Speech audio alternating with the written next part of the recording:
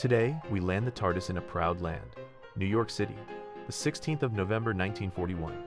After some eccentric exposition, we and the Doctor arrive at the Polo grounds for a game between the 2-7 Cleveland Rams and the 6-2 New York Football Giants. In the autumn of 1941, while Europe was ablaze and America watched warily from the sidelines, a different kind of battle was brewing in the NFL. The Giants were on a mission, specifically a mission to humble every team standing between them and the Eastern Division title. The Giants were, in a word, formidable. They'd torn through their first 5 opponents like tissue paper, outscoring them so handily that analysts began checking the rulebooks to see if mercy was an official NFL statute.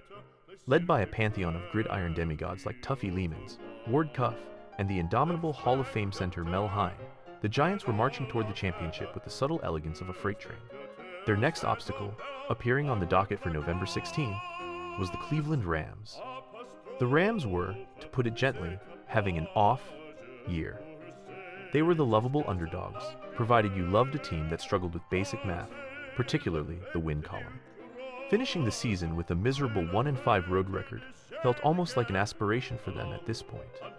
The consensus among the sports scribes was that the Giants would not only win, but they might also achieve a score that required an extra-large chalkboard. A blowout was expected. Some predicted a total annihilation.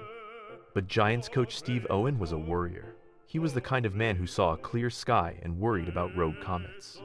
Despite his team's dominance, he fretted over player health. Reports circulated about the bruised jaw of Dom Principe and the dodgy knee of Len Eschmont. Would they be fit to play? The papers asked, as if the fate of the free world hung on Principe's ability to chew steak. Owen's biggest tactical headache, however, wasn't the Rams' defense, it was their offense. Specifically, the aerial assault led by quarterback Parker Hall. Owen spent the week desperately trying to teach his defense that forward passing was not a sophisticated British Tea Party term, but a genuine threat that required immediate, aggressive intervention.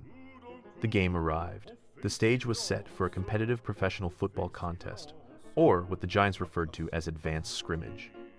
Delving into this box score a little, it seems this Hall, third-year tailback out of Mississippi for the Rams, was a lot to handle.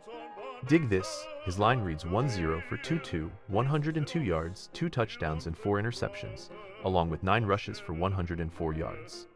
He's like this biggest kid in the yard with the best arm, so let's make him quarterback. Then he's just buck wild running everywhere, chucking the ball everywhere. The guy was a menace to friend and foe. And that's without digging past this box score. I'm sure you knew a kid like this.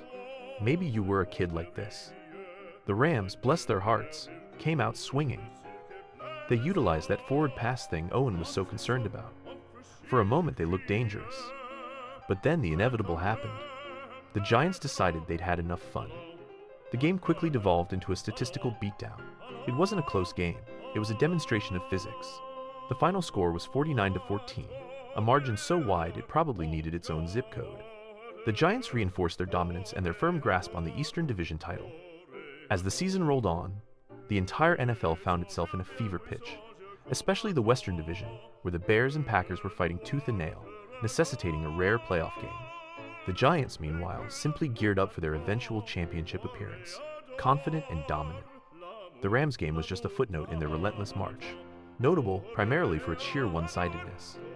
History would soon shift its focus to a later game the Giants played on the 7th of December, 1941, a day that would echo through history for reasons far more significant than a football score. But on November 16th, the only thing that mattered was that the New York Giants were the undisputed kings of the gridiron, and the Cleveland Rams were merely subjects paying tribute.